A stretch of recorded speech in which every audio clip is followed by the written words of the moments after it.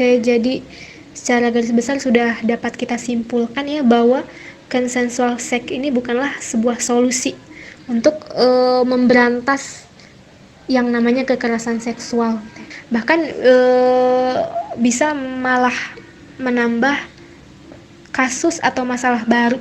Apalagi jika kita lihat dari kacamata Islam gitu, ini sangat berbeda dari perintah Allah dan tentu ajaran Islam ya. Oke Kak, selanjutnya kalau kita masuk ke RUU PKS nih, apa yang menjadi bahaya consensual sex ini di dalam RUU PKS ini? Oke, kalau ditanya apa bahayanya sexual consent atau consensual sex di RUU PKS. Nah, sebelum kita masuk ke jawabannya, apakah ada hubungannya sexual consent dengan RUU PKS? Ya, tentunya ada ya. Jadi ini tuh klop banget karena memang consensual sex ini adalah merupakan ruh dari RUU PKS. Jadi karena sebenarnya malah aneh sih ya, sebenarnya kan kasus-kasus seksual yang marak terjadi belakangan ini tuh yang diklaim sebagai kekerasan seksual oleh feminis, inilah yang dijadikan bahan untuk mereka mendesak agar RUU ini segera disahkan gitu. Nah, apa sih bahayanya? Coba kita lihat aja dari pasal pertamanya gitu ya. Ada di bab 1 ketentuan umum, yaitu pasal 1 ya. Ini kita bahas tentang definisi dari kekerasan seksual menurut RUU ini. Apa sih definisinya? Jadi, kekerasan seksual adalah setiap perbuatan merendahkan, menghina, menyerang, dan atau perbuatan lainnya terhadap tubuh, terhadap hasrat seksual seseorang, dan atau terhadap fungsi reproduksi secara paksa, kemudian bertentangan dengan kehendak seseorang yang menyebabkan seseorang itu tidak mampu memberikan persetujuan dalam keadaan bebas karena ketimpangan relasi kuasa dan atau relasi gender yang berakibat atau dapat berakibat penderitaan atau kesengsaraan secara fisik, psikis, seksual, kerugian secara ekonomi, sosial, budaya, dan atau politik. Nah, ini ya dari definisi ini aja kita bisa pretelin satu persatu nih gitu. Tapi secara garis besar dengan apa yang sudah saya kemukakan tadi sebelumnya, seharusnya kita udah bisa melihat nih, oh ini dia nih kata-kata yang tadi kita sebutkan dalam pembahasan sexual consent itu ada di sini. Tadi apa? Tadi kan saya sebutkan bahwa konsensual ini nggak hanya ngomongin tentang seksnya aja ya, tapi juga ngomongin apa-apa kehidupan kita, tubuh kita gitu. Ini ada hubungannya. Kemudian ada hubungannya dengan persetujuan. Jadi ketika itu dilakukan dengan persetujuan, itu namanya bukan kekerasan. Tapi ketika itu dilakukan dengan tidak persetujuan, yaitu secara paksa, itu namanya kekerasan seksual. Begitu. Nah, kata kuncinya itu ada di kata kekerasan tadi itu sendiri gitu ya. Kemudian kata secara paksa, kemudian hasrat seksual. Jadi teman-teman saya bacakan ulang. Kekerasan seksual adalah setiap perbuatan merendahkan, menghina, menyerang, dan atau perbuatan lainnya terhadap. Jadi ketika kita menghina, misalnya merendahkan, menghina atau menyerang. Jadi setelah dikaji ya, RUU PKS ini sangat-sangat pasal-pasalnya sangat karet. Karena apa? Di dalam itu ini mengandalkan saksinya itu ya dari korban itu sendiri. Jadi saksi itu bisa jadi korban sendiri atau temannya korban. Jadi istilahnya tuh saksi bukan orang yang ada di TKP misalnya, tapi orang yang misalnya saya korban, kemudian saya cerita sama teman saya yang sebetulnya dia tuh nggak tahu apa-apa, saya cerita aja, kemudian teman saya itu ketika saya ngelapor nanti ke polisi, teman saya itu bisa dijadikan saksi. hanya dengan dia menjadi pendengar dari cerita saya. Nah, itu kan sangat-sangat rentan sekali ya, rentan sekali fitnah gitu kan. Siapa yang bisa buktikan gitu kan, harusnya memang ada alat bukti. Nah, alat buktinya ini yang tidak bisa dimasukkan gitu. Kemudian tadi kita bahas lagi merendahkan, misalnya merendahkan, menghina atau menyerang. Jadi teman-teman misalnya ada kemudian ya menyerang apa sih, tubuh, misalnya kita termasuk di dalamnya itu body shaming. Merendahkan, misalnya ketemu teman lama, ini in banget nih, ketemu teman lama, lo gendutan deh, lo kurus banget gitu. Nah, ketika teman kita yang kita sebut begitu atau sebaliknya gitu ya, atau kita ngelihat gitu ada teman yang digituin gitu, terus kita nggak suka gitu, lo jangan ngerendahin orang kayak gitu dong, itu namanya menghina, itu namanya menyerang gitu. Itu kita bisa laporkan gitu. Kemudian menghina terus merendahkan apa, hasrat seksual seseorang. Nah, pertanyaannya, definisi hasrat seksual di sini tuh apa? Hasrat seksual itu kan misalnya saya hasratnya dengan laki-laki dan perempuan, atau yang itu yang normal ya, yang straight. Kemudian ada hasrat laki-laki dengan laki-laki, ada perempuan dengan perempuan, ada anak dengan orang tua ke anak, ada saudara dengan saudaranya, ada. Nah, ketika itu direndahkan, atau istilahnya misalnya kita ingetin gitu ya, kita ingetin aja. Sekarang kan orang udah sensitif. Kalau Islam punya konsep dakwah atau sama-sama sesama muslim saling mengingatkan, feminis ini nggak terima, diingetin juga nggak terima gitu loh. Jadi akan menjadi permasalahan gitu ya, akan menjadi permasalahan gitu. Nah, kemudian bertentangan dengan kehendak seseorang, yaitu tadi secara hasrat seksual, merendahkan hasrat seksual, merendahkan fungsi produksi, itu kan menyerang. Misalnya fungsi reproduksi itu apa? Kan karena sekarang udah karena memang udah disosialisasikan gender gitu kan, perempuan itu lebih tepatnya gini, laki-laki itu kan tidak harus menjadi suami, dia bisa kok menjadi istri. Kemudian laki-laki itu bisa kok mempunyai anak. Kemudian laki-laki itu bisa kok mempunyai peran sebagai seorang istri, peran sebagai ibu, gitu. Jadi fungsi reproduksi itu tidak lagi menjadi masalah sekarang. Ya, memang sudah ada di Barat ya. Nah, inilah yang sedang normalisasi di Indonesia gitu. Nah, itu dia. Terus secara paksa, misalnya fungsi reproduksi, ya itu tadi, misalnya ada aborsi.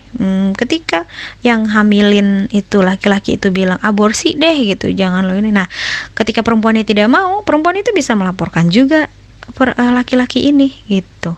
Pokoknya secara paksa. Jadi terserah si perempuan. Kalau saya mau aborsi itu karena keinginan saya sendiri, bukan karena dipaksa oleh orang tua, dipaksa oleh pasangannya. Intinya seperti itu. Karena itu intinya asal tidak bertentangan dengan kehendak seseorang. Dan ketika bertentangan dengan kehendak seseorang, ya udah akan bisa dilaporkan seperti itu. Nah, ini banyak banget lah di bawah ya. Sebetulnya intinya pada intinya itu semua sama. Jadi ya itu tadi definisi kekerasan seksual ini di dalamnya itu mencakup seksual tadi, seksual consent tadi ya, bukan seksual tapi consent, persetujuan. Semua berdasarkan setuju atau tidak, bukan berdasarkan boleh atau tidak dalam agama gitu, halal atau tidak, halal atau haram. Kalau dari Islam kan begitu melihatnya. Nah, itulah bahayanya seksual consent yang ada di RUU PKS. Jadi sebenarnya ya, kalau teman saya bilang sexual consent ini tuh bahaya gitu ya. Nah, kemudian sexual consent ini ada di dalam RUU PKS, yang RUU PKS ini juga nggak hanya ngomongin sexual consent, juga banyak banget ya di bawahnya tadi. Nah, termasuk di dalamnya melegalkan gender. Jadi pengen gender itu diakui oleh rakyat Indonesia. Ini kan RUU ini hubungannya dengan akan mengikat ya. Nanti kalau udah jadi undang-undang itu mengikat rakyat Indonesia, dan kita dipaksa dipaksa untuk mengakui adanya gender, laki-laki perempuan, perempuan yang ke-laki-lakian, laki-laki yang keperempuanan, dan lain sebagainya. Banyak banget. Itu banyak banget, nanti bisa teman-teman telusuri lagi. Jadi apa bahayanya? Tadi teman saya bilang sexual consent itu bahaya, dan RUU PKS ini super bahaya gitu ya teman-teman. Nah, karena akan melegalkan yang namanya zina, melegalkan yang namanya seks bebas gitu. Ketika RUU PKS ini disahkan, zina itu di dalamnya, di dalam RUU PKS ini, ya kalau kita sebutnya zina, kalau buat mereka sexual consent begitu. Jadi ya sangat berbahaya ya gitu, apalagi bagi kita Indonesia ini yang masyarakatnya mayoritas Muslim gitu kan, sangat tidak beriringan dengan masyarakat Indonesia. Itu bahayanya ya gitu. Dan yang paling penting adalah bahayanya itu ya kita bakalan mengalami degradasi moral gitu. Nggak kebayang deh, mudah-mudahan ini benar-benar bisa kita bendung gitu ya, mulai dari diri kita sendiri nih ya teman-teman ya. Bagus banget nih teman-teman yang teman dengar kita nih, kalau rajin-rajin dengerin podcast atau ya sharing seperti ini, sangat-sangat kita butuhkan, karena kalau enggak mungkin kita akan ketinggalan berita dan tahu-tahu udah jadi undang-undang aja tuh RPKS ini, kemudian kita tinggal kok gini gitu. Nah jangan sampai, makanya sama-sama nih sekarang kita mau menggagalkan RPKS ini begitu ya. Subhanallah, naudzubillah min zalik ya teman-teman. Oke, izin menggarisbawahi tentang bahayanya RUU PKS ini. Yang pertama tadi disebutkan bahwa berpotensi akan melegalkan zina gitu. Kemudian akan juga terjadi degradasi moral. Gitu. Ngeri banget ya. Ya, Masya Allah, salut juga nih dengan para pejuang gagalkan atau para pejuang tolak RUU PKS ini gitu ya. Semoga Allah selamatkan negeri kita ini, moralnya, dan tentunya manusia-manusianya, perempuan-perempuannya dari bahayanya RUU PKS ini. Nah, kita juga teman-teman bisa nih ikut berkontribusi juga atau berpihak juga untuk menolak RUU PKS ini. Pertama-tama terlebih dahulu tentu kita harus memahami dulu nih bahayanya dari RUU PKS ini, yang tadi sudah dijelaskan juga ya oleh Kak Andil, dan jelas banget gitu begitu ngerinya jika RUU ini disahkan gitu. Kemudian kita juga bisa memahamkan orang lain seperti yang dilakukan oleh Aliansi Cerahkan Negeri, kemudian Ayla Indonesia gitu. Mereka adalah salah satu pejuang dari kelompok pejuang dari tolak RUU PKS ini ya. Teman-teman bisa follow IG-nya gitu ya, Ayla Indonesia atau Aliansi Cerahkan Negeri untuk info update-nya. Kemudian Kak, selanjutnya kalau kita lihat dari Islam sendiri gitu, bagaimana Islam memandang hal ini? Kemudian gimana sih Islam memandang sexual consent ini gitu ya? Jelas ya tadi seperti yang udah kita sama-sama dengar atau saya sebutkan gitu, bahwa ini sangat-sangat bertentangan dengan Islam gitu, karena Islam sendiri tadi memang Islam itu punya konsep yang namanya ikhlas, dan ikhlas itu sangat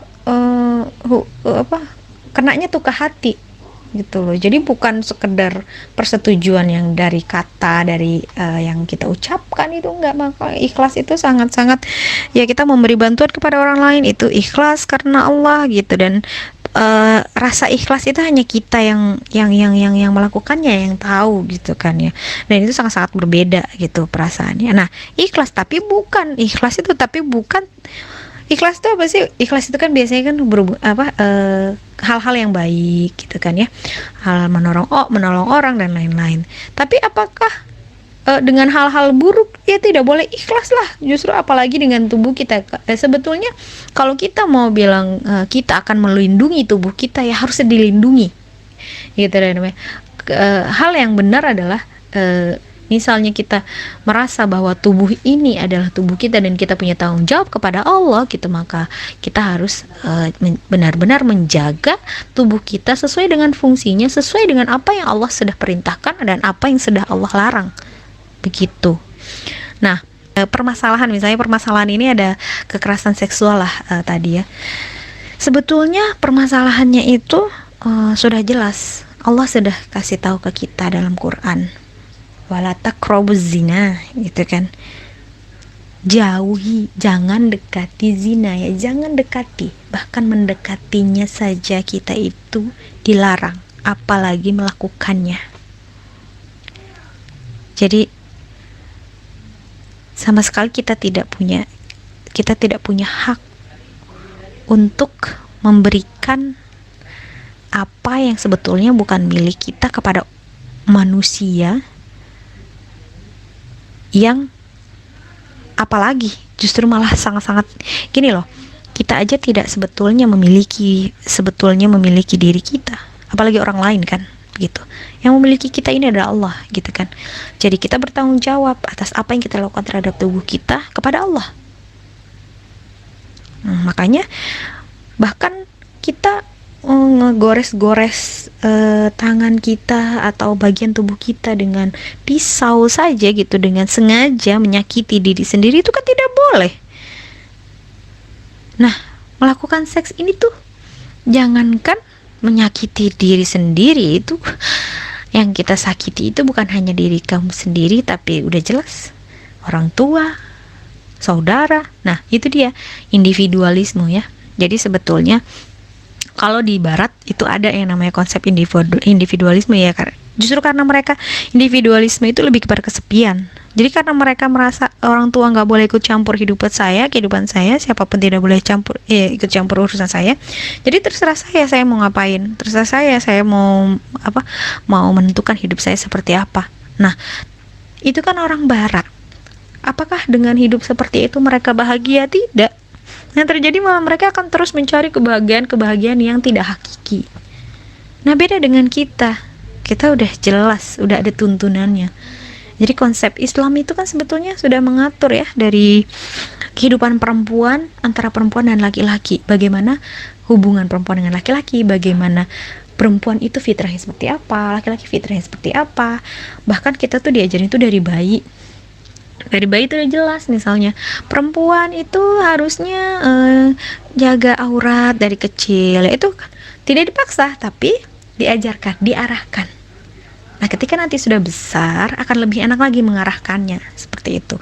Kemudian nanti kan diarahkan ketika sudah balik itu harus pakai ketika balik itu kan segala dosa yang kamu lakukan itu akan dibebankan kepada diri kita sendiri gitu kan. Kemudian apa pahala yang kita lakukan itu dibebankan juga kepada kita, dimasukkan ke dalam tabungan pahala kita gitu kan. Nah, tapi memang salah satu yang menarik memang belakangan ini, kalau saya sendiri ya cuman riset kecil-kecilan aja, secara garis besar aja, memang permasalahannya memang dari karena ibu-ibu muda, orang tua muda itu orang tua muda sekarang ini memang kurang mengerti cara mengajarkan anak-anak gitu. Cara mengajarkan anak-anak tuh ketika dia umur segini harusnya apa yang diajarkan, tentang apapun, tentang seksualitas gitu. Tapi kan ada batasnya.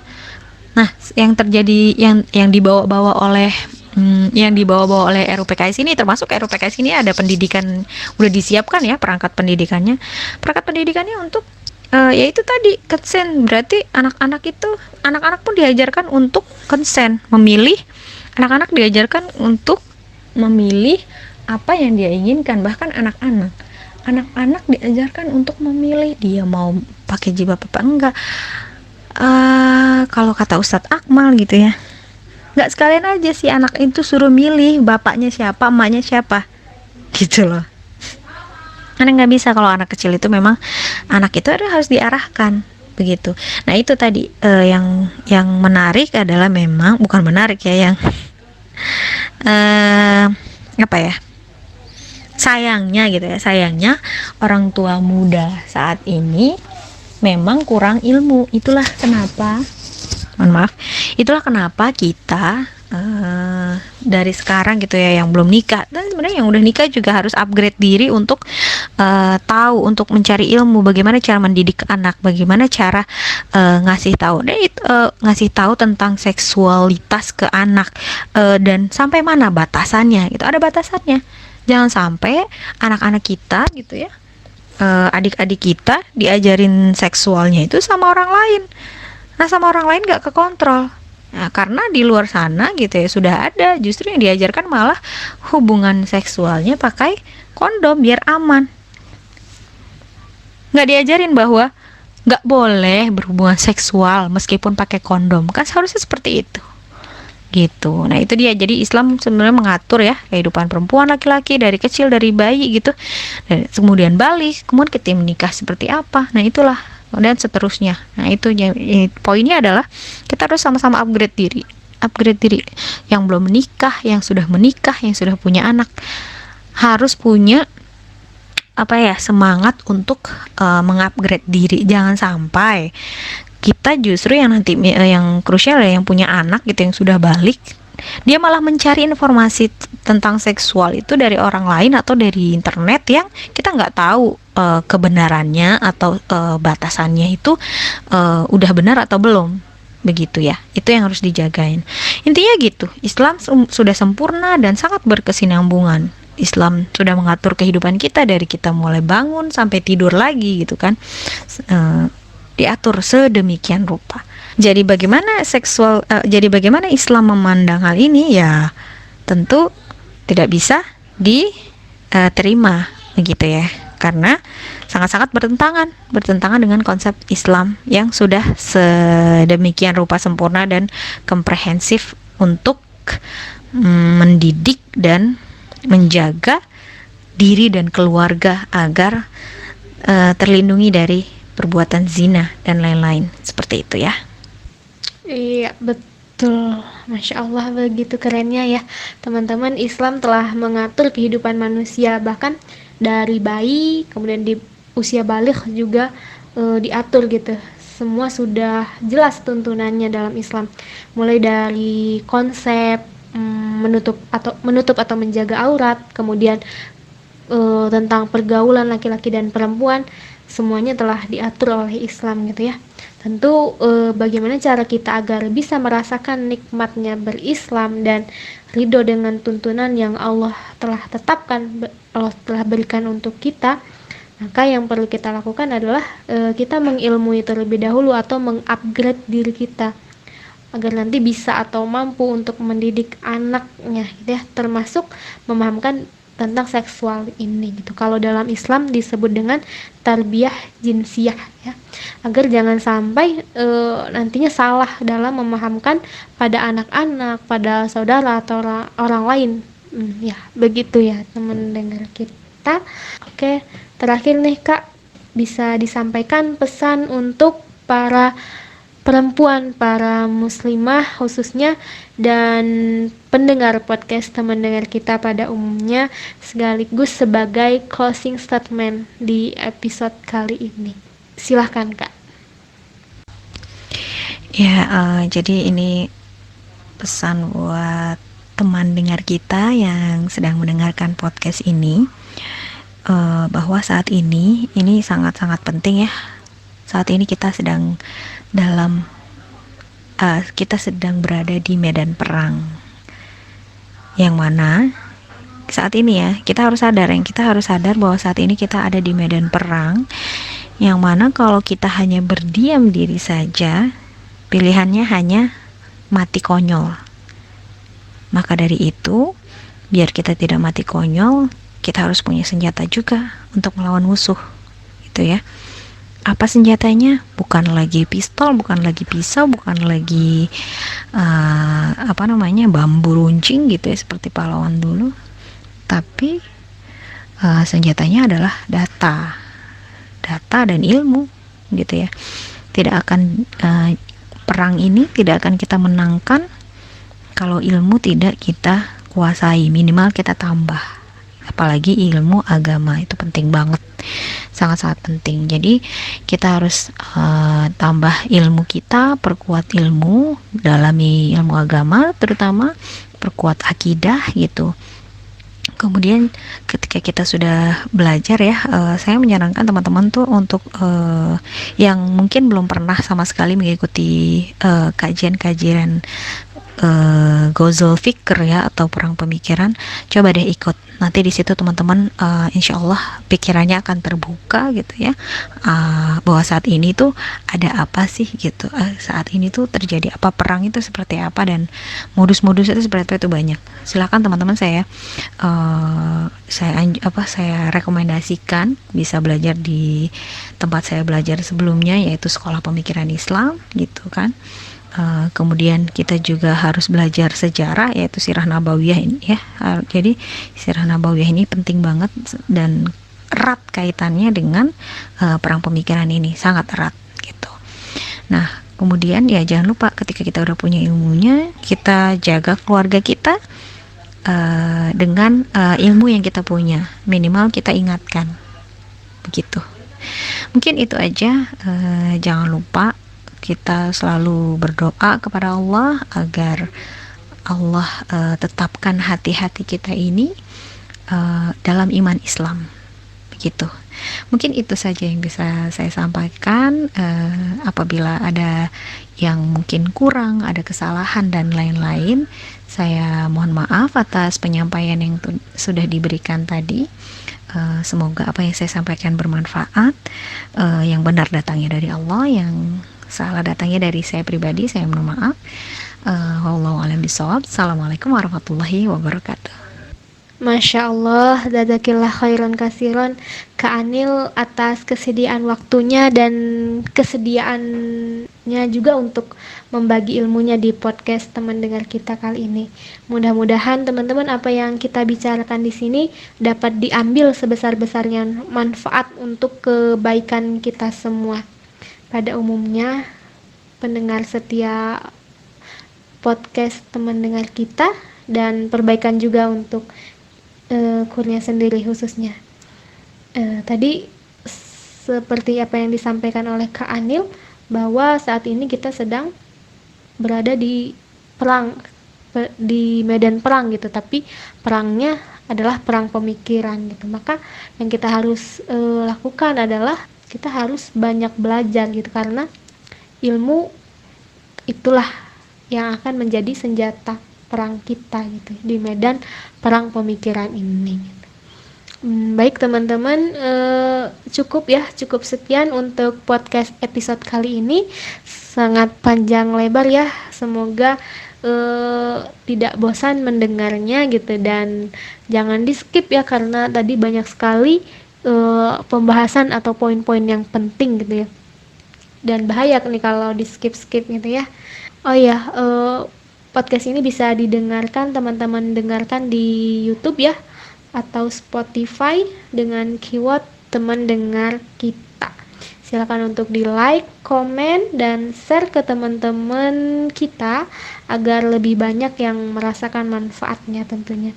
Dan jika teman-teman punya masukan atau punya saran untuk podcast teman dengar kita ini, silahkan bisa menghubungi kita lewat IG-nya di @temandengarkita. Itu di situ juga nanti banyak info-info update-nya tentang podcast teman dengar kita ini ya.